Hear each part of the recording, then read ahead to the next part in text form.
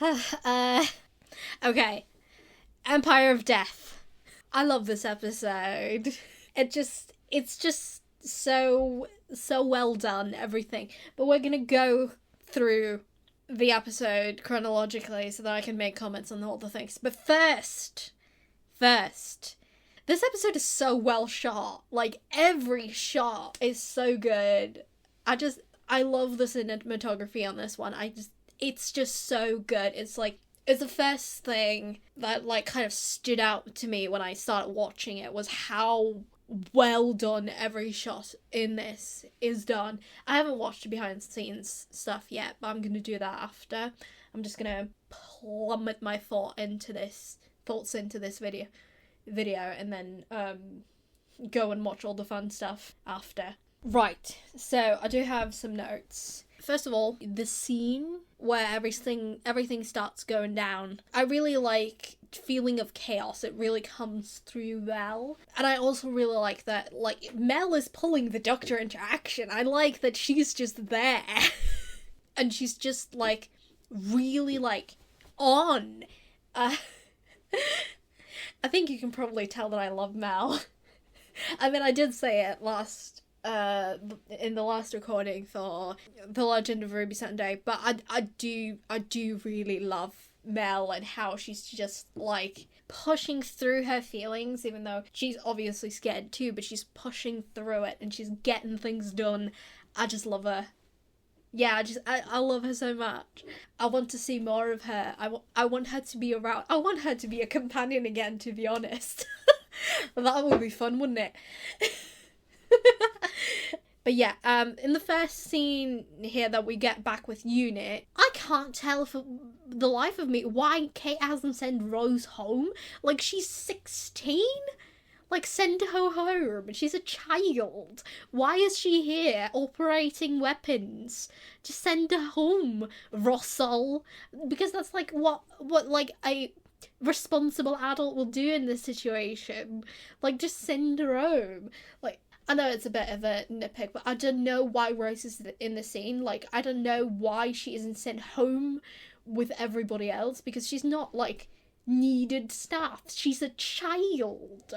Anyways, I really like the scene here with Kate. I really like the way that Kate's death is done, even if it is temporary. Like, the way that it is done in this scene, I really feel like I wouldn't have minded if Kate died permanently. And that's how I feel with a lot of the deaths in this episode, like, of characters that we already know at the very least. Like, I would be okay if Kate died permanently in this episode. And that's something that she says about birds. I don't know if that's a reference.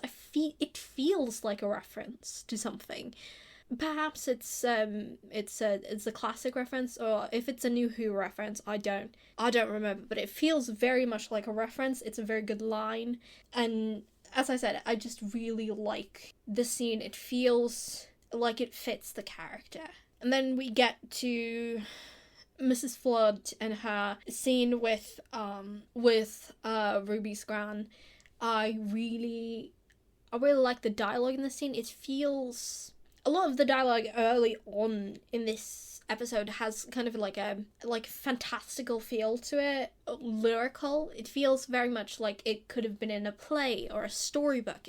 I just really like the quality of it. It's really nice. And obviously, Mrs. Flood is being saved for next series or just the Christmas special. I'm not quite sure. But, you know, I think that's a good idea. I think focusing on Sutak as a villain, as a, like, mystery box is probably the best thing to do, and not focus on both. But yeah, as I said earlier, my personal theory is that she's a Time Lord of some sort. And then we have the Doctor and Mel getting to the time window where Ruby is. And I love how the Doctor in this scene, when he enters the TARDIS, he just has this look on his face. Just Jigatwa really just is really very good in this episode, generally. But we have this look on his face, like he's realizing something, and then he goes out, and he doesn't, like, really explain it. I feel like sometimes Doctor Who, at least New Who, I'm not experienced with classic Who, but New Who has a tendency to over-explain the Doctor figuring things out. So I'm really glad that this episode doesn't do that, that we get, like, just him thinking something and then running out and doing stuff with what he's figured out. Also, I really love all of this interaction with Sutekh for the first time, where, you know, they clearly have some familiarity. I like that, you know, it feels very realistic, the flow of, like, events, while the dialogue is still very, like, storybook-like, very fantastical, and generally, like, not how people would talk, but it flows very well in this kind of scene where there's two very old things talking to one another. And then we have them entering the TARDIS, this memory TARDIS that's created by Ruby's and perhaps, you know, the Doctor's memories of it. I really love that, like, we get a little moment with Mel where she's remembering, I don't know, this fondness. She has this fondness on her face.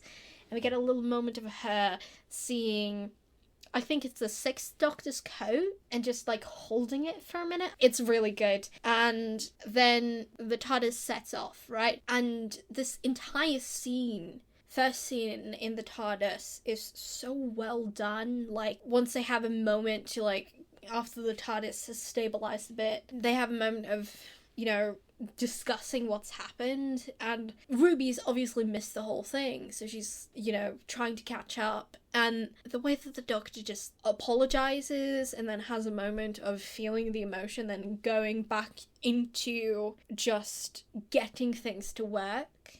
I really like that he understands that he has to, like, get on with it. And then we have, you know, them viewing the Earth and the dust of death and everything that's happening. And I just really love the way the scene is written. And Ncuti and Millie and everyone just really sells the performance of this realization that, you know, death has happened to everyone they know. And it's a really, really good scene. It's well shot as well.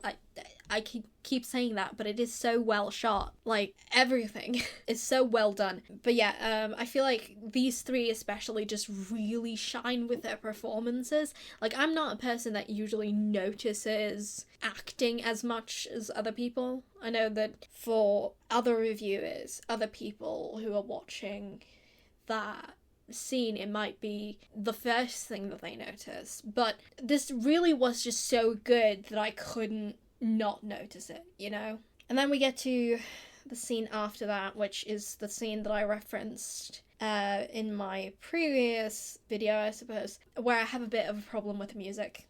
Like, script only, if we think about the script, the performances without the music, absolutely fantastic. But I feel like about halfway through, the music starts to take over the scene rather than letting the script and the actors speak for itself. And I think that's really, really a shame, because it's a really good scene on base level, you know? But I feel like the music takes the focus away from what's happening on screen.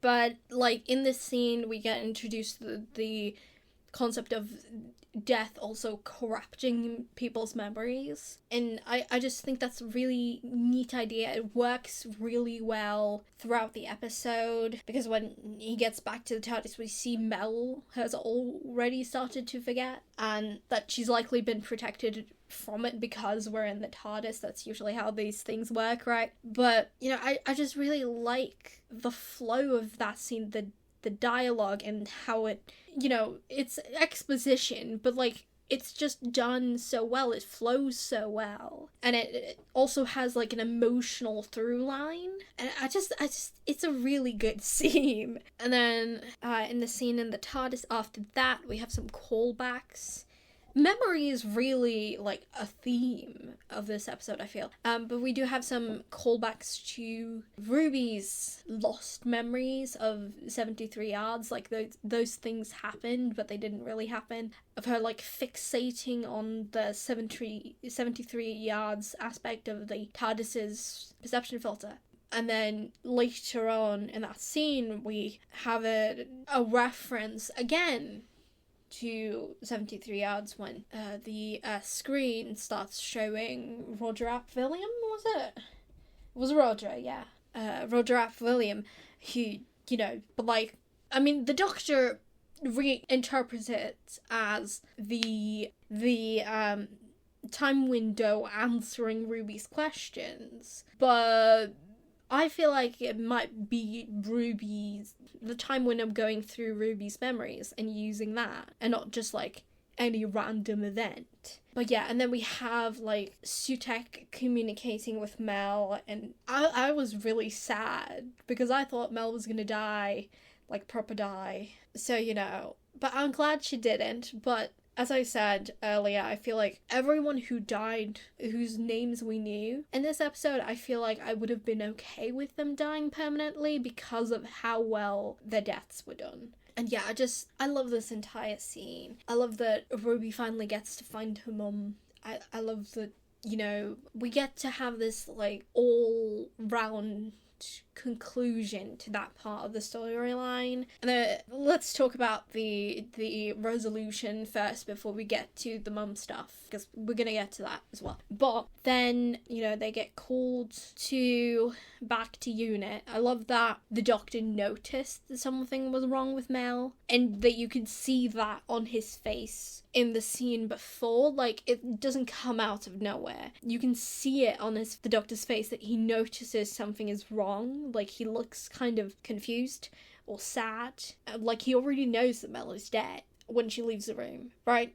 So I love that, you know, we see that on screen before it's revealed that they have a plan. So yeah, I really like Ruby in this scene. I really like that she's more proactive than she was at the beginning of the series. Yeah, I just really love that this episode takes time to let Ruby as a character shine, because we're not going to see her as main companion again. Probably. I mean, I don't know what's going to happen in the next series, but I mean, that's what it seems like at this point. But yeah, I also really like that we use the whistle to call the TARDIS, because I mean, the TARDIS is a living creature. She has her own will. And I just, another thing about the TARDIS and the Doctor, the way that the Doctor, like, talks to the TARDIS in this episode, even if it's just the memory TARDIS, even if it's not, like, the real TARDIS, it's real enough, right? The way he just is with her,